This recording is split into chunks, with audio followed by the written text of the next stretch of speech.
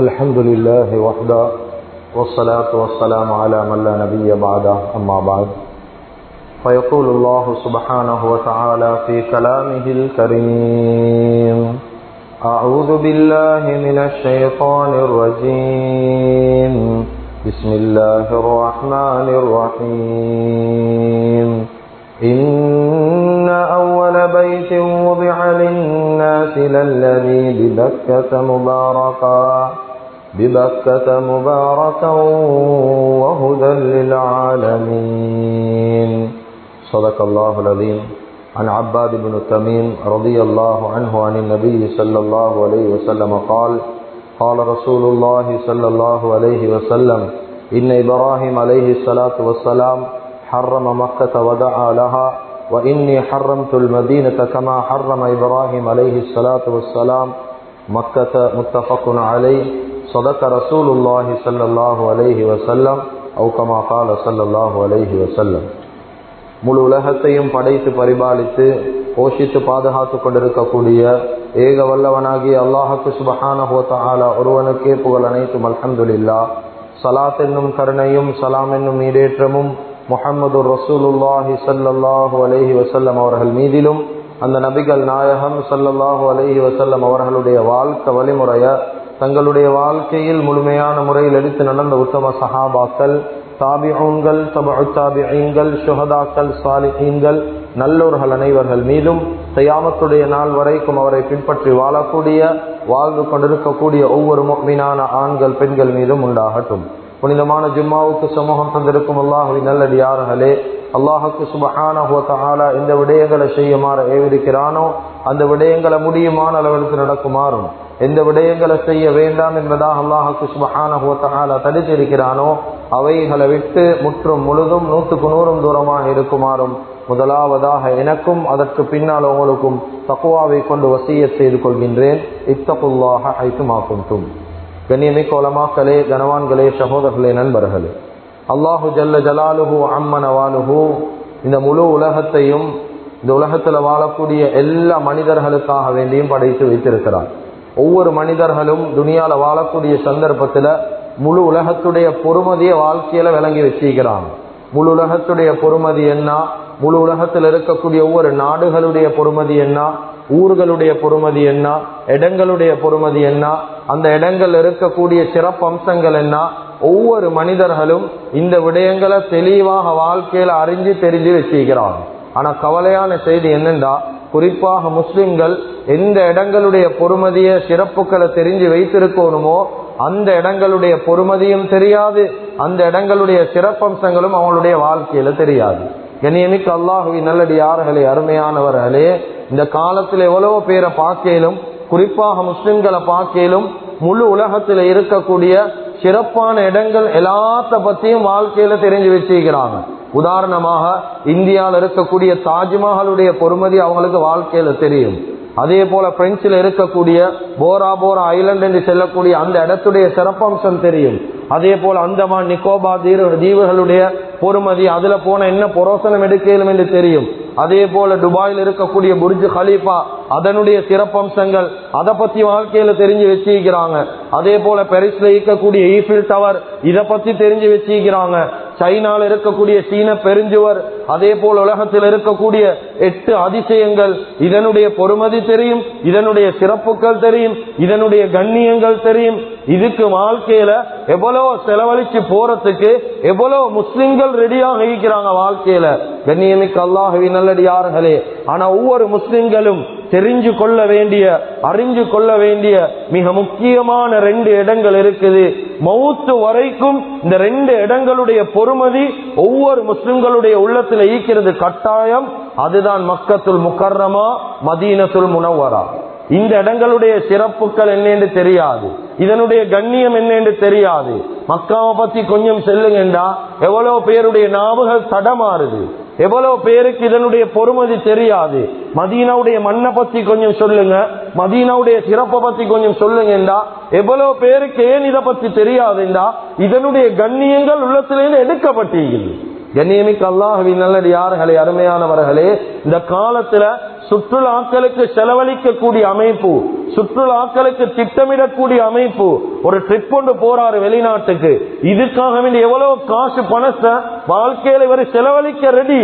ஆனா கண்ணியமிக்க அல்லாஹ்வின் நல்லடியார்களே, ஹஜ் உம்ராவுக்கு போறதுக்கு இன்னும் தயார் இல்லை. இன்னும் உம்ராவுக்கு போறதுக்கு ஆசை உள்ளத்துல வரல. இன்னும் அதுக்குரிய ஏற்பாடுகள் எங்க வாழ்க்கையில நடக்கல. ஆனா ஒரு வருஷ காலமா அடுத்த வருஷம் ட்ரிப் போறதுக்கு பிளான் பண்ணிட்டாரு. முழு குடும்பமும் தயாராகுது. இன்றைய நாள்ல இருந்து சேர்த்தாதான் அடுத்த நாங்க நோம்புக்கு முடிஞ்சதுக்கு பின்னால பெரியோரு ட்ரிப் கொண்டு அடிச்சிட்டு வரையலும் என்பதாக எவ்வளவு குடும்பங்கள் முட்டி முட்டியா சேர்க்கிறத பார்க்கிறோம். கண்ணியமிக்க அல்லாஹ்வின் நல்லடியார்களே, எத்தனை குடும்பங்கள் ரெடி ஆகிறோம், வாழ்க்கையில குடும்பமாக சேர்ந்து நாங்க ஒரு உம்ராவுக்கு போய்த்து வருவோம், ஒரு ஹஜ்ஜுக்கு போய்த்து வருவோம். ஏன் இந்த எண்ணம் வருவதில்லை தெரியுமா? அந்த இடங்களுடைய பொறுமதி உள்ளத்திலே இல்ல. கண்ணியமிக்க அல்லாஹ்வின் நல்லடியார்களே, அருமையானவர்களே, இந்த காலத்துல அதிகமானவங்க ஹஜ் உம்ராவுக்கு போறாங்க. பெய்த்துட்டு வந்து சொல்லக்கூடிய ஒரு கவலையான கதை என்ன தெரியுமா? சொல்றாங்க, அதற்கு நாங்க உம்ராவுக்கு போனோம், ஹஜ்ஜுக்கு போனோம், காபாவை நேரால பார்த்தோம். ஆனா சொல்லக்கூடிய அமைப்புல பெருசா உள்ளத்துல தாக்கம் இல்லை. அதை பத்தி பெருசா எங்களுக்கு படல. அந்த இடம் அதுல பெருசா ஒன்றும் விளங்கல்ல. அல்லாஹ் பாதுகாக்கணும். ஏனென்றா பொறுமதி தெரியாம அந்த இடத்துக்கு போய்த்தாரு, இதனுடைய சிறப்பு தெரியாம அந்த இடத்துக்கு போய்த்தாரு. கண்ணியமிக்க அல்லாஹ்வின் நல்லடியார்களே, இந்த காலத்தில் இருக்கக்கூடிய மூத்த மனிதர்கள், இளம் வாலிபர்களுக்கு கேட்டா தெரியாது, மூத்த மனிதர்கள் கிட்ட கொஞ்சம் போயிட்டு கேளுங்க. அந்த காலத்துல ஹஜ் உம்ராவுடைய பயணம் எவ்வளவு தியாகமான பயணம், எவ்வளவு கஷ்டப்பட்டு போனாங்க என்று சொல்லி அந்த காலத்துல வாழ்ந்த மூத்த மனிதர்கள் கிட்ட கொஞ்சம் கேளுங்க. அவங்ககிட்ட உட்கார்ந்து கேளுங்க, எவ்வளவு சிரமத்தோட போனாங்க. ஒத்தரை சந்திச்சு கேட்கக்கூடிய நேரம் சொன்னாரு, ஒரு காலத்துல ஹஜ்ஜுக்கு போனோம் எப்படி தெரியுமா? 6 மாச காலம் பிரயாணம். எதுல? தண்ணீர்ல, கடல்ல. 6 மாச பிரயாணம், 4 மாதம் பிரயாணம். இங்கேருந்து இலங்கையிலேருந்து இந்தியாவுக்கு போகணும், சென்னைக்கு. அங்கேருந்து மும்பைக்கு போகணும், மும்பைல இருந்து பாகிஸ்தான் போகணும், பாகிஸ்தான்ல இருந்து ஈரானுக்கு போகணும், ஈரான்ல இருந்து ஜித்தாவுக்கு வரணும். ஜித்தால இருந்து 1.5 மணித்தியாலங்கள் நடை பிரயாணமாக காபாவை நோக்கி போவாங்க தல்பியாவோட. ஒருத்தர் 5000 தல்பியாவுக்கு மேல ஓதிக்கொண்டு போவார். ஏனென்றா அந்த இடத்துடைய பொறுமதி இவங்களோட உள்ளத்துல இருந்துச்சு, அந்த கண்ணியம் உள்ளத்துல இருந்துச்சு. இவங்களோட உள்ளத்துல அந்த கண்ணியங்கள் இல்ல. மக்காண்டா என்னன்னு தெரியா, காபாண்டா என்னன்னு தெரியா, மதீனாண்டா என்னன்னு தெரியா. உலகத்துல ஈக்கக்கூடிய அழிஞ்சு போகக்கூடிய இடத்துடைய பொறுமதி தெரியும், ஆனா இதனுடைய பொறுமதி தெரியாது. கண்ணியமிக்க அல்லாஹ்வின் நல்லடியார்களே, இந்த காலத்துல நிறைய பேர் போறாங்க, பிரயாணம் சுருக்கப்பட்டிருக்குது. நாங்க பிளைட்ல ஏறி உட்கார்ந்தா ஒரு 5 ஹவர் 6 ஹவர்ல கொண்டு போய் ஜித்தால இறக்கிடுவாங்க. ஜித்தால இருந்து ஒரு 1.5 மணித்தியாலம் அந்த ஏசி பஸ்ல எந்த ஒரு பெரிய ஒரு தியாகமும் இல்லாம பசுந்தா போயிட்டு ஹரம்ல இறங்குறோம். கண்ணியமிக்க அல்லாஹ்வின் நல்லடியார்களே, இவர் போகக்கூடிய நேரம் ஈமானோட போறாரோ இல்லையோ, வரப்போக்கல ஈமானோட வாராரோ இல்லையோ, பொட்டி பொட்டியா சாமானோட வந்து இறங்குறாரு. இவருக்கு போனது ஹஜ்ஜுடைய பிரயாணம் என்று நினைவு இல்லை, உம்ராவுடைய பிரயாணம் என்று நினைவு இல்லை. அந்த உம்ரால ஹஜ்ஜில என்ன புரோசனம் எடுக்கணும் என்று தெரியாது. இவருடைய நியத்து ஷாப்பிங் பண்ணணும். அந்த இடத்துல சாமான்கள் லாபமாமே, இதெல்லாம் லாபமாமே, இது கொண்டு வரணும், அது கொண்டு வரணும். உள்ளத்துல இந்த உலக ரீதியான எல்லா விஷயத்துல பொறுமதி இருக்குது. ஷாப்பிங் செய்யக்கூடிய இடமா அதை பயன்படுத்துறாரு. ஆனா ஈமான் இல்லாத நிலைமையில வந்து இறங்குறாரு. உம்ராலேந்து வாராரு, ஆனா சுபஹ் இல்லாம தூங்குறாரு. ஏன் தெரியுமா கண்ணியமிக்கவர்களே? ஆனா அந்த இடங்களுடைய பொறுமதி உள்ளங்கள்ல இல்லாம போயிட்டு. முதலாவது தெரிஞ்சு கொள்ளணும், மக்கத்துல் முக்கர்ரமா என்றா என்ன, எவ்வளவு கண்ணியமான இடம். நபி ஸல்லல்லாஹு அலைஹி வஸல்லம் அவர்கள் உலகத்துல நம்பர் 1 மனிதன், உலகத்தில் ஆக சிறந்த மனிதனை பொறக்க வச்ச பூமி மக்கத்துல் முக்கர்ரமா. இந்த மண் எப்படியான மண்ணாக இருக்கும்? குர்ஆன் இறங்க முழு முஸ்லிம்களுடைய அடிப்படையான வேதம். இந்த குர்ஆன் இறக்க தெரிவு செய்த பூமி மக்கத்துல் முக்கர்ரமா. எவ்வளவு கண்ணியமான பூமியாயிக்கும். கண்ணியமிக்க அல்லாஹ்வின் நல்லடியார்களே, உலகத்துல ஆகப்பெரிய பள்ளிவாசல் எங்க இருக்குது? ஆகப்பெரிய முசல்லா எங்க இருக்குது? அதிகமான மக்கள் ஒரே நேரத்தில் தொழக்கூடிய இடம் எங்க இருக்குது? மக்கத்துல் முக்கர்ரமா. ஒரே தடவையில 2 மில்லியன் மக்கள் 20 லட்சம் பேர் ஒரடியா தொழ முடியும். சுப்ஹானல்லாஹ். இந்த பள்ளிவாசல் மக்கத்துல் முக்கர்ரமால இருக்குது. நபி ஸல்லல்லாஹு அலைஹி வஸல்லம் அவர்களை முதலா ஹஜ்ரத் ஜிப்ராயில் அலைஹிஸ்ஸலாத்து வஸ்ஸலாம் சந்திச்ச பூமி எது? மக்கத்துல் முக்கர்ரமா. கண்ணியமிக்க அல்லாஹ்வின் நல்லடியார்களே, வருஷத்துல ஒரு தடவை பல நாட்டு மக்கள், எந்த நாட்டு மக்கள் ஆயிக்கட்டும், பாகிஸ்தான் ஆயிக்கட்டும், ஈரான் ஆயிக்கட்டும், ஈராக் ஆயிக்கட்டும், எந்த நாட்டு மக்களும் எல்லா நாட்டு மக்களும் வந்து போகக்கூடிய எல்லா ஒரே இடத்துல அசெம்பிள் ஆகக்கூடிய ஒரு இடம், சுமாராக ஒரு வருடத்துல 40 லட்சம் மக்கள் வருஷத்துல ஒன்று கூடுற இடம் காபத்துல்லா, மக்கத்துல் முக்கர்ரமால. கண்ணியமிக்க அல்லாஹ்வின் நல்லடியார்களே, உலகத்துல விலை உயர்ந்த கட்டிடம் என்ன? நான் ஆரம்பத்துல சொன்னதை போல இந்த துபாயில இருக்கிற புர்ஜ் கலீஃபாவா விலை உயர்ந்த கட்டிடம்.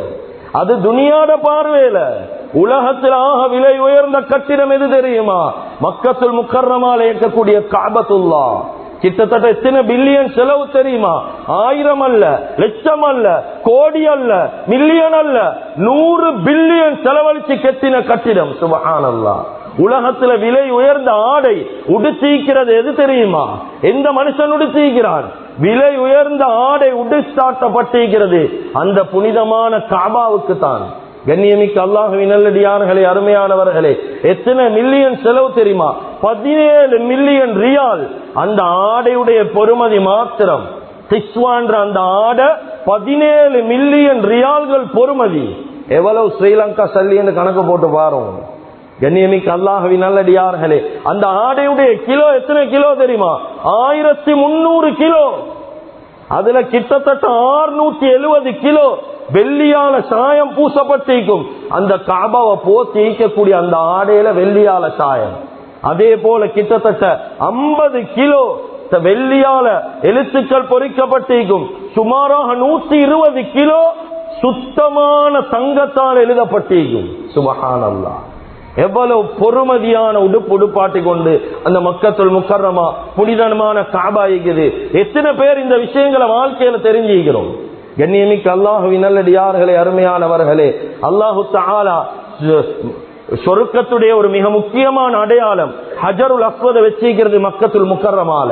புனிதமான கிணறு ஜம்சம் கிணறு வச்சிக்கிறது மக்கத்துல் முக்கர்ரமால. முழு மக்களும் தவாப் செய்யக்கூடிய அந்த காபத்துள்ள இருக்கக்கூடிய இடம் மக்கத்துல் முக்கர்ரமா. நபி ஸல்லல்லாஹு அலைஹி வஸல்லம் அவங்க மக்கால இருந்து தான் மிஅராஜுடைய பயணத்தை போனாங்க. இப்படி எவ்வளவோ சிறப்பு அம்சங்கள் அந்த மக்காவுடைய பூமிக்கு மாத்திரம் இருக்குது. நபி ஸல்லல்லாஹு அலைஹி வஸல்லம் அவங்க இந்த மக்காவுடைய பூமி எப்படி நேசிச்சாங்க தெரியுமா? எந்த அளவுக்கு இரக்கம் வச்சாங்க தெரியுமா? நபி ஸல்லல்லாஹு அலைஹி வஸல்லம் அவங்க அவங்களுடைய ஒட்டகம் ஹஸ்வா என்று செல்லக்கூடிய அந்த ஒட்டகத்தில் ஏறி பிரயாணம் செய்வாங்க. பேசி பிரயாணம் செய்யக்கூடிய நேரம் எப்ப மக்கத்துல் முக்கர்ரமா கண்ணில் தென்படுவதோ எலும்பி காபாவை பார்த்து சொல்லுவாங்க, இந்த இடத்துல ஈந்து என்னையோட ஈந்த சகோதரர்கள் அந்த மக்கா காபிர்கள் என்னை இந்த பூமியிலேருந்து வெளியாக்கல் என்றா நான் இந்த இடத்திலேருந்து வெளியாவி பேய்த்து அறிக்க மாட்டேன். ஏனென்ன நான் உன்னைய நேசிக்கிறேன், இந்த பூமியை நேசிக்கிறேன் என்பதாக நபி ஸல்லல்லாஹு அலைஹி வஸல்லம் அவங்க ஒட்டகத்துல மேல ஏறி சொல்லுவாங்க காபாவை பார்த்து. கண்ணியமிக்க அல்லாஹ்வின் நல்லடியார்களே, அருமையானவர்களே, ஹஜ்ரத் இப்ராஹிம் அலைஹிஸ்ஸலாத்து வஸ்ஸலாம் அந்த மக்காவுடைய பூமிக்கு நேரடியா துஆ செஞ்சாங்க. வஇத் கால இப்ராஹீமு ரப்பி ஜஅல் ஹாதல் பலத ஆமினா. இந்த பூமியை பாதுகாக்கப்பட்ட பூமியாக நீ மாத்திடு, பாதுகாக்கப்பட்ட பூமியாக நீ மாத்து. ஹஜ்ரத் இப்ராஹிம் அலைஹிஸ்ஸலாத்துடைய துஆ கொஞ்சம் உள்ளத்தால சிந்திச்சு பாருங்க. இந்த துஆவை அல்லாஹ் எப்படி கபூல் செஞ்சானேண்டா, அல்லாஹ் எப்படி இந்த மக்கத்துல் முக்கர்ரமாவை பாதுகாத்தானேண்டா, இப்ப அந்த துஆ நடந்து எத்தனையோ நூற்றாண்டுகள் கடந்துட்டு 14 நூற்றாண்டுகளுக்கு மேல் ஆகிட்டு. அந்த நூற்றாண்டுகள் கடந்தாலும் இது வரைக்கும் எவ்வளவு பேர் ஒன்று சேர்ந்தும் அந்த மக்கா முக்கர்ரமாவையோ அதுல இருக்கக்கூடிய காபத்துல்லாவையோ எந்த மனுஷனாலையும் எந்த நாட்டு படையாலையும் ஒன்றும் செய்யலாம் வைத்துட்டு ஒரு படை கிளம்பி வந்தாங்க. மக்காவை அப்படியே நாசமாக்குவோம், காபத்துல்லாவை நாங்க தரமட்டமாக்குவோம் என்ற நியத்துல பெரிய ஒரு கூட்டம் ஒன்று கிளம்பி வந்தாங்க. கண்ணியமிக்க அல்லாஹ்வின் நல்லடியார்களே, அருமையானவர்களே, எங்களுக்கு தெரியும் சூரத்துல் ஃபீலுடைய அந்த சம்பவம் அல்லாஹ் சொல்றான். ஆபிரகாவுடைய படை அப்படியே யானை படை கிளம்பி வந்துச்சு. ஏன் அப்படியே காபத்துல்லாவை இடிச்சு தரமட்டமாக்க. நாசமாக்க வந்தாங்க. ஆனா அவங்களுடைய முயற்சி எப்படி போச்சு? அபாபீல் செல்லக்கூடிய ஒரு சின்ன பறவை, அந்த பறவையின் மூலமா அந்த பெரிய யானை படையை அல்லாஹு தஆலா அழிச்சே போட்டாங்க. இப்பயும் நாங்க காபாவுக்கு போனவங்களுக்கு தெரியும், அந்த காபாவுக்கு மேலால சின்ன சின்ன குருவிகள் கொஞ்சம் பறந்து கொண்டிருக்கும். உலமாக்கள் செல்றாங்க, அது அபாபீலுடைய பறவைதான் என்பதாகவும் சொல்றாங்க. கண்ணியமிக்க அல்லாஹ்வின் நல்லடியார்களே, அருமையானவர்களே, கிட்டத்தட்ட இப்ராஹிம் அலைஹிஸ்ஸலாத்து வஸ்ஸலாம் செய்த அந்த துஆவின் காரணமா, அல்லாஹ் கபூல் செஞ்சதின் காரணமா இதுவரை காலமும் பாதுகாக்கப்பட்டு கொண்டிருக்கிறது அந்த மக்கத்துல் முக்கர்ரமா.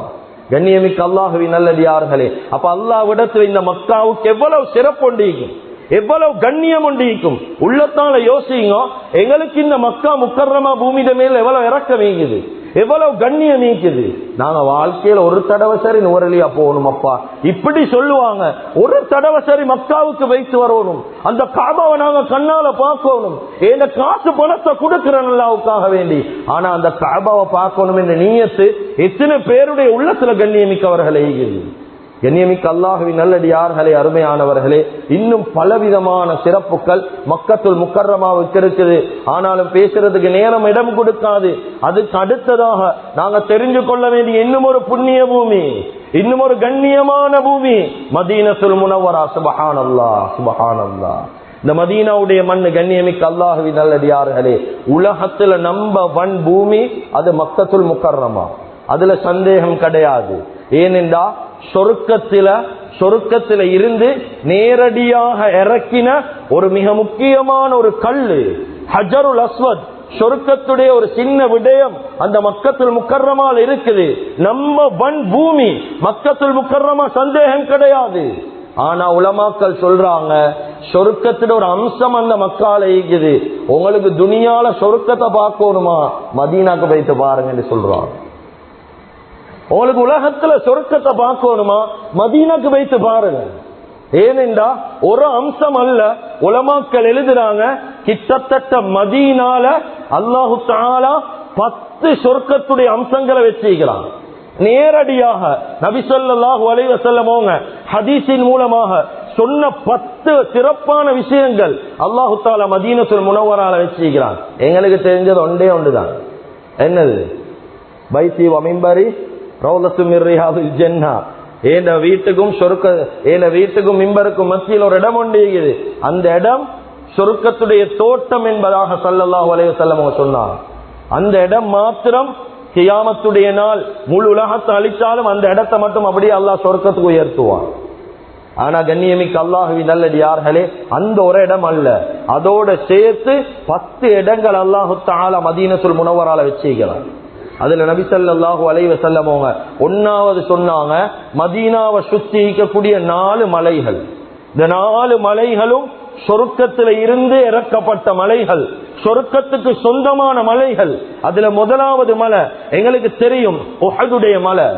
நபி ஸல்லல்லாஹு அலைஹி வஸல்லம் சொன்னாங்க, ஜபல் உஹத் மின் ஜிபாலில் ஜன்னah, சொர்க்கத்துடைய மலைகள் ஒரு மலை தான் உஹதுடைய மலை.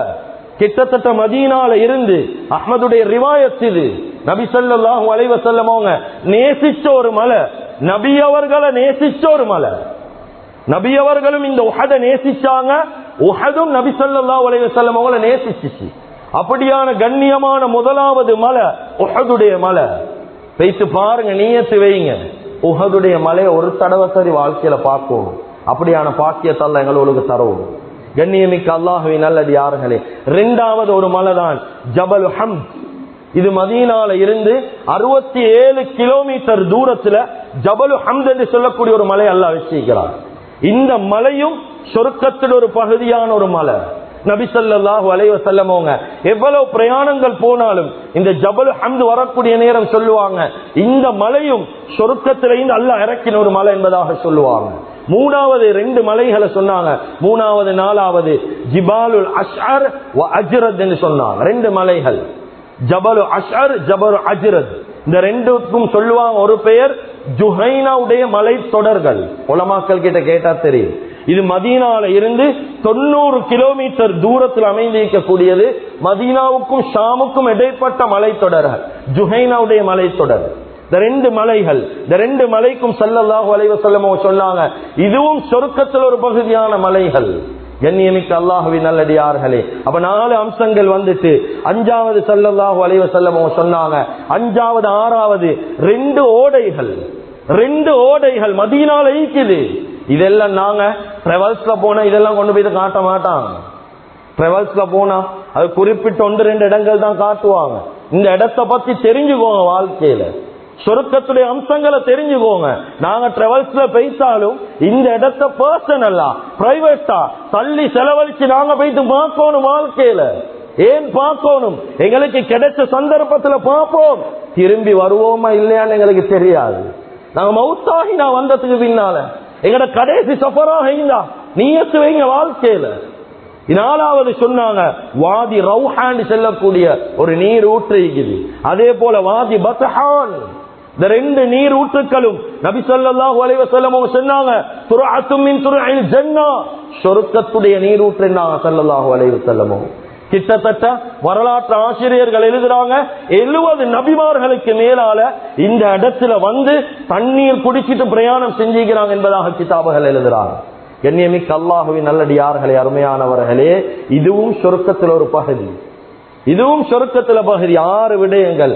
7வது நபி ஸல்லல்லாஹு அலைஹி வஸல்லம் சொன்னாங்க பிஅரு கரஸ், ஒரு கிணறு இருக்குது. கரஸ் என்று சொல்லக்கூடிய ஒரு கிணறு. உலமாக்கள் கிட்ட கேளுங்க இந்த விஷயங்கள். மஸ்ஜிதுல் குபாவுக்கு பின்னால இந்த கிணறு இருக்குது. இந்த கிணறு நபி ஸல்லல்லாஹு அலைஹி வஸல்லம் சொன்னாங்க ஐனும் மின் உயூனுல் ஜன்னான்னு சொன்னாங்க. இந்த தண்ணி இதே, இந்த கிணத்துடைய தண்ணி வமாஉஹா அத்யபு மியாஹு, இந்த தண்ணி சுத்தத்திலே மகா சுத்தமான தண்ணி. இந்த கிணத்துடைய தண்ணி இது லேசல்ல, இது சொர்க்கத்துடைய ஒரு ஊற்றுடைய தண்ணி. அது மாத்திரமல்ல, இன்னும் ஒரு ஹதீஸ்ல அலி இப்னு அபி தாலிப் ரலியல்லாஹு அன்ஹு சொல்றாங்க நபி ஸல்லல்லாஹு அலைஹி வஸல்லம் எனக்கு வசியத் செஞ்சாங்க, எனக்கு சொன்னாங்க இதா முஸ்தஃபக்திலூனி, நான் மௌத்தாஹினன்டா மின் பிஅரி கரஸ் பிசபிஇ கரப், நான் மௌத்தாஹினா இந்த கரஸ் என்று சொல்லக்கூடிய இந்த கிணத்துல ஈந்து தான் 7 தடவை என்னைய தண்ணி ஊத்தி குளிப்பாட்டுங்க ஸல்லல்லாஹு அலைஹி வஸல்லம். எத்தனை பேர் இந்த கிணத்தை பத்தி தெரிஞ்சு வச்சுக்கிறோம்? கண்ணியமிக்க அல்லாஹ்வின் நல்லடியார்களே, இதெல்லாம் நான் சும்மா சொல்ற மாய் வார்த்தை அல்ல, ஹதீஸுடைய கருத்து, இப்னு மாஜாவுடைய ரிவாயத். இதெல்லாம் கண்ணியமிக்க அல்லாஹ்வின் நல்லடியார்களே, அப்ப 7 அம்சங்கள், இதெல்லாம் சொர்க்கத்துக்குரிய அம்சம் 7. 8வது சொன்னாங்க ஷஜரு அஜ்வா, அஜ்வா மரம். அது நபி ஸல்லல்லாஹு அலைஹி வஸல்லம் அவங்களுடைய கையால நாட்டின பேரிச்ச மரம் அஜ்வா. கண்ணியமிக்க அல்லாஹ்வின் நல்லடியார்களே, அருமையானவர்களே, ஹதீஸ்ல வருது மன் தஸப்பஹ ஹல்ல யௌமின் 7 தமராத்தின் அஜ்வா லம் யதுர்ருஹு ஃபீ தாலிகல் யௌம் சும்மன் வலா சிஹர். சொல்லி காட்டினாங்க யாரு அஜ்வாவுடைய பேரிச்சம் பழம் ஒவ்வொரு நாளும் 7 பேரிச்சம் பழங்கள் தின்னக்கூடிய வழக்கம் ஈக்குமோ, அஜ்வாவுடைய பேரிச்சம் பழம் 7 தின்ற வழக்கம் ஈக்குமோ, இவருக்கு விஷமோ அப்படி இல்லைண்டா சிஹர் சூனியம் சம்பந்தப்பட்ட விடயங்களோ இவரை தாக்காதுன்றாங்க ஸல்லல்லாஹு அலைஹி வஸல்லம். எனவே அஜ்வா அந்த பேரிச்சம் அந்த மரம் நபி ஸல்லல்லாஹு அலைஹி வஸல்லம் அவங்களுடைய கையால மதீனால நாட்டின மரம். இது நபி ஸல்லல்லாஹு அலைஹி வஸல்லம் சொன்னாங்க இந்த மரம் சொர்க்கத்துல அல்லாஹு தஆலா சொர்க்கத்துல ஈக்கக்கூடிய மரத்துல கியாமத்துல ஒரு மரமாக அல்லாஹ் இந்த அஜ்வாவை வைப்பான். அப்ப இது 8வது விடயம், மதீனால ஈக்கக்கூடிய சொர்க்கத்துடைய அம்சங்கள் 8வது. அதுக்கு பின்னால் 9வது நபி ஸல்லல்லாஹு அலைஹி வஸல்லம் சொன்னாங்க மிம்பருர் ரசூல். மிம்பருர் ரசூல் நபி ஸல்லல்லாஹு அலைஹி வஸல்லம் அவங்களுடைய மிம்பர். இந்த மிம்பர் என்றா நாங்க இந்த மதீனாக்கு முனவ்வராவுக்கு போனா ரவுலாவுக்கு போனா ஒரு மிம்பர் ஒன்றிக்கும், அதிகமான படிகள் கொண்ட மிம்பர். இந்த மிம்பர் அல்ல, இந்த மிம்பர் அல்ல, இது 2வதாக வந்த மிம்பர். நபி ஸல்லல்லாஹு அலைஹி வஸல்லம் அவங்க ஆரம்பத்துல குத்துபா ஓதின ஒரு மிம்பர் ஒன்றிக்குது. இவங்க ஆரம்பத்துல ஒரு ஈச்சம் குத்தில ஈந்து கொண்டுதான் குத்துபா செஞ்சாங்க. இந்த சந்தர்ப்பத்துல தமீமுத்தாரி ரலியல்லாஹு அன்ஹு வந்து சொன்னாங்க யா ரசூலல்லாஹ், உங்களுக்கு அதுல நின்று உங்களுக்கு அது செய்ய அந்த குத்துபாவை செய்யறதுக்கு உங்களுக்கு சிரமமாயிக்குது, சாயிரத்துக்கு நிக்கிறதுக்கு கஷ்டமாயிக்குது, அதனால நாங்க ஒரு மிம்பர் செஞ்சு தரவான்னு சொல்லி அவங்க முடிவெடுத்து ஒரு மிம்பர் ஒன்று செஞ்சாங்க. இமாம் சமஹூத்தி ரஹ்மஹுல்லாஹ் அவங்க சொல்றாங்க அந்த மிம்பரை கெட்டினவங்க யாருண்டா பாக்கூம் ரூமி என்று சொல்லக்கூடிய மனிதர். இவர் தான் நபி ஸல்லல்லாஹு அலைஹி வஸல்லம் அவங்க குத்துபா ஓதக்கூடிய அந்த 3 படிகள் கொண்ட மிம்பரை செஞ்சவர். கண்ணியமிக்க அல்லாஹ்வின் நல்லடியார்களே, இவங்க என்ன செஞ்சாங்கன்னா ஸல்லல்லாஹு அலைஹி வஸல்லம் அவங்க அந்த ஈச்சம் குத்திய ஓரத்துக்கு ஆக்கி வச்சுட்டு அந்த 3 படிகள் ஈக்கிற மிம்பருக்கு மேலே ஏறி குத்துபா ஓத ஆரம்பிச்சாங்க. கண்ணியமிக்க அல்லாஹ்வின் நல்லடியார்களே, புகாரியுடைய ரிவாயத், குத்துபா ஓதி கேட்கிறாங்க, அழுவுற சத்தம் ஒன்று கேட்குது பள்ளி வாசல்ல. கிதாபில் எழுதுறாங்க, ஹதீஸ்ல வருவது 4 முறைகள் அழுவுற சத்தம், 4 முறையில் அழுவிச்சு. முதலாவது முறை ஒரு சின்ன புள்ள தன்னுடைய தாயை தேடி அழுமே, தேம்பி தேம்பி சொல்லி சொல்லி அழுமே, உம்மா உம்மான்னு சொல்லி இந்த தேம்பி தேம்பி அழுக, ஒரு விசும்பலோட ஒரு அழுக. இந்த அழுக அந்த மிம்பர், பழைய மிம்பர் ஈச்சம் குத்தி அழுதிச்சு. 2வது முறை அழுது எப்படி என்றா, ஒரு கர்ப்பிணி ஒட்டகம் பிள்ளை கிடைக்க இன்னும் அண்ணாண்டு இருக்குது, இந்த நேரம் வழியில் அழுவுமே, அத போல அந்த மிம்பர் அழுதிச்சு. 3வது ஸல்லல்லாஹு அலைஹி வஸல்லம் சொன்னாங்க, ஒரு மாடு எப்படி கத்துமோ, தன்னுடைய குட்டி மாடு தாய் மாடை தேடி எப்படி கத்துமோ அத போல அழுற சத்தம் கேட்டுச்சு. 4வது சொல்றாங்க, ஒரு மனுஷன் இன்னும் ஒரு மனுஷன் மேல இரக்கம் வச்சு அந்த மனுஷன் வாழ்க்கையில பிரிஞ்சு போனா எப்படி அழுவாரோ அத போல அந்த மிம்பர் அழுதுச்சு. ஸல்லல்லாஹு அலைஹி வஸல்லம் அவங்க புதிய மிம்பர்ல குத்துபா ஓதுறது இந்த பழைய மிம்பருக்கு தாங்கேலா அழுவ தொடங்கிச்சு. கண்ணியமிக்க அல்லாஹ்வின் நல்லடியார்களே, புகாரியுடைய ரிவாயத், நபி ஸல்லல்லாஹு அலைஹி வஸல்லம் அவங்க மிம்பர்ல இருந்து இறங்கினாங்க. இறங்கி போயிட்டு அந்த பழைய மிம்பர் ஈச்சம் குத்திய கெட்டி பிடிச்சாங்க. கெட்டி பிடிக்க பிடிக்க அந்த விசும்பல் சஹாபாக்களுக்கு கேட்டுச்சு. அந்த புள்ள அழுறத போல அழுதிச்சு அந்த மிம்பர். ஏன்னா நபி ஸல்லல்லாஹு அலைஹி வஸல்லம் என்னைய விட்டு பிரிஞ்சிட்டான், புதிய மிம்பருக்கு போய்த்தான். இந்த கவலை கண்ணியமிக்க அல்லாஹ்வின் நல்லடியார்களே, அதுக்கு பின்னால நபி ஸல்லல்லாஹு அலைஹி வஸல்லம் கெட்டி பிடிச்சு முத்தமிட்டுட்டு ஒரு விஷயத்தை சொன்னாங்க. இந்த விஷயம் ஜம்உல் ஃபவாயித், மஜ்மஉஸ் ஸவாயித், அதே போல இப்னு மாஜா, இந்த மாதிரி சஹீஹான கிரந்தங்கள்ல இந்த ஹதீஸ் பதிவு செய்யப்பட்டிருக்குது. சொன்னாங்க, சொர்க்கத்தில் ஒரு மரமாக அல்லாஹ் தஆலா உன்னை வைக்கிறதுக்கு நான் துஆ செய்வேன். அந்த மிம்பருக்கு சொன்னாங்க. சொல்லிட்டு சொன்னாங்க, கியாமத்துடைய நாள் ஹவுலுல் கௌசருக்கு பக்கத்துல நான் உனக்கு மேலதான் உட்கார்ந்து டீப்பன் என்றும் சொன்னாங்க. சுபஹானல்லாஹ். அந்த மிம்பரை நபி ஸல்லல்லாஹு அலைஹி வஸல்லம் அவங்க சஹாபாக்களுக்கு ஏவினாங்க. இப்ப அந்த ரவுதா உள்ளுக்கு ஈக்கிற மிம்பருக்கு கீழாலதான் அந்த மிம்பர் புதைக்கப்பட்டது. அப்ப கண்ணியமிக்க அல்லாஹ்வின் நல்லடியார்களே, சொர்க்கத்துடைய அம்சத்துல 9வது அம்சம் அந்த மிம்பர். நபி ஸல்லல்லாஹு அலைஹி வஸல்லம் அவர்கள் ஆரம்பத்துல குத்துபா ஓதின மிம்பர், அதுவும் சொர்க்கத்தில் ஒரு மரமாக ஹவுதுல் கௌசர்ல நபி அவர்களோடு இருக்கக்கூடிய ஒரு விடயமாக அல்லாஹ் தஆலா வச்சிருக்கிறார். அப்ப இது 9வது அம்சம். கடைசி 10வது அம்சம் தான் கண்ணியமிக்க அல்லாஹ்வின் நல்லடியார்களே, நபி ஸல்லல்லாஹு அலைஹி வஸல்லம் சொன்னாங்க, பைத்தி வ மிம்பரி ரௌலத்தும் மின் ரியாதில் ஜன்னah, ஏண்ட வீட்டுக்கும் ஏண்ட மிம்பருக்கும் இடையில ஒரு பகுதி இருக்குது. அங்க போனவங்களுக்கு தெரியும், அந்த இடத்துக்கு போனவங்களுக்கு தெரியும், ஏண்ட வீட்டுக்கும் ஏண்ட மிம்பருக்கும் இடையில ஒரு பகுதி, சின்ன இடம் ஒன்று இருக்குது. அந்த இடம் மார்க் பண்ணப்பட்டிருக்கும். அந்த இடம் ஒன்று இருக்குது. அந்த இடத்துல தொழுற பாக்கியத்தை அல்லாஹ் தஆலா எங்களுக்கு வழங்குவானா? கண்ணியமிக்க அல்லாஹ்வின் நல்லடியார்களே, சொன்னாங்க, கியாமத்துடைய நாள் முழு உலகத்தையும் அல்லாஹ் அழிச்சாலும் அந்த இடத்தை மட்டும் அழிக்கிறல்ல, அந்த இடம் நேரடியாக சொர்க்கத்துக்கு உயர்த்தப்படும். அது சொர்க்கத்துடைய தோட்டத்தில் ஒரு பகுதி. கண்ணியமிக்க அல்லாஹ்வின் நல்லடியார்களே, அருமையானவர்களே, எத்தனையோ பேர் அந்த இடத்துக்கு போனா மயங்கி விழுந்துடுவாங்க. எவ்வளவு பேர் அந்த இடத்துல இருந்து அழுவாங்க, வெளியில போகலாம். இப்ப இந்த காலத்துல எங்களுக்கு பார்க்கலும் ஒரு எப்பின் மூலமா பதிவு செஞ்சுட்டு தான் அந்த இடத்துக்கு போவேலும். சில மக்களை பார்க்கலும் ரவுதா உள்ளுக்கு அந்த ஈக்கக்கூடிய அந்த செக்யூரிட்டியோடு விட்டா மாத்திரம் தான் அவருக்கு போகலும், அப்படி இல்ல போகலாம்.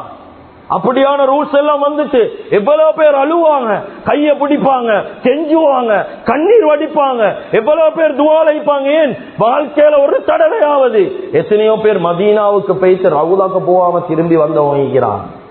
அதனால இந்த பாக்கியங்கள் வாழ்க்கையில லேசல்ல கண்ணியமிக்கவர்களே. எப்படி நாங்க ஒவ்வொரு ட்ரிப்ல அங்க இடத்துக்கு போகணும், இந்த இடத்துக்கு போகணும், எல்லா இடத்துலயும் பிச்சுனா, எல்லா இடத்துலயும் பாவம். இந்த பாவமான இடத்துக்கு போறதுக்கு நீயத்து வைக்கிற நாங்க ஏனப்பா எங்களுக்கு நீயத்து வைக்கலாம்? நாங்க ஹஜ்ஜுக்கு போகணும் ஒரு தடவை, உம்ராவுக்கு போகணும் ஒரு தடவை. நாங்க தான் கூலி வேலை செய்யறவங்க, எங்கட ரப்ப அல்ல. நாங்க தான் பிச்சைக்காரன், எங்கட ரப்பு பிச்சைக்காரன் அல்ல. அல்லாஹ் நினைச்சா ஒரு நிமிஷம் போதும் எங்களை அனுப்பி வைக்க. ஏனென்றா எங்கட துவா இல்ல வாழ்க்கையில. எங்களுக்கு அந்த இடத்துடைய பொறுமதி தெரியா. நாங்க தஹஜ்ஜுதுல அழுவுறல்ல, யாழ்ல வாழ்க்கையில ஒரு தடவை அந்த காபாவை பார்க்கிற சந்தர்ப்பம் எனக்கு இல்லையா? கண்ணியமிக்க அல்லாஹுவின் நல்லடியார்களே, அதனால சுருக்கமான வாழ்க்கை அல்லாஹு தஆலா தந்திக்கிறான். சுருக்கமாக வாழ்றதுக்கு மௌத்துக்கு முன்னால ஒவ்வொருத்தரும் இந்த இடங்களுடைய கண்ணியத்தை விளங்கி பொறுமதியை விளங்கி இந்த இடத்துக்கு போறதுக்கு துவா செய்யுங்க. தஹஜ்ஜுதுல அழுவுங்க, தொழுவுங்க, அல்லாஹ் கிட்ட கேளுங்க. நிச்சயமாக அல்லாஹு தஆலா அந்த இடத்துக்கு அனுப்பாம மௌத்த தரமாட்டான். எனவே எந்தெந்த விஷயங்களை பேசினோமோ கேட்டோமோ இஹ்லாஸோட இஸ்திக்லாஸோட மௌத்து வரைக்கும் அமல் செய்யக்கூடிய பாக்கியத்தை அல்லாஹு தஆலா நம் அனைவர்களுக்கும் வழங்குவானாக. யாழ் எங்களோட பாவங்களை மன்னிப்பாயாக, குற்றம் குறைகளை மன்னிப்பாயாக. எங்களை பெற்று வளர்த்து ஆளாக்கி எங்களுடைய அன்பு தாய் தந்தையுடைய பாவங்களை மன்னிப்பாயாக. எங்களுடைய இறுதி முடிவை நல்லதாக்கி வைப்பாயாக. லா இலாஹ இல்லல்லாஹ் முஹம்மதுர் ரசூலுல்லாஹ் என்ற கலிமாவோடு எங்களுடைய ரூஹ்களை கைப்பற்றிடுவாயாக. வ ஆகிரு தஅவானா அனில் ஹம்துலில்லாஹி ரப்பில் ஆலமீன்.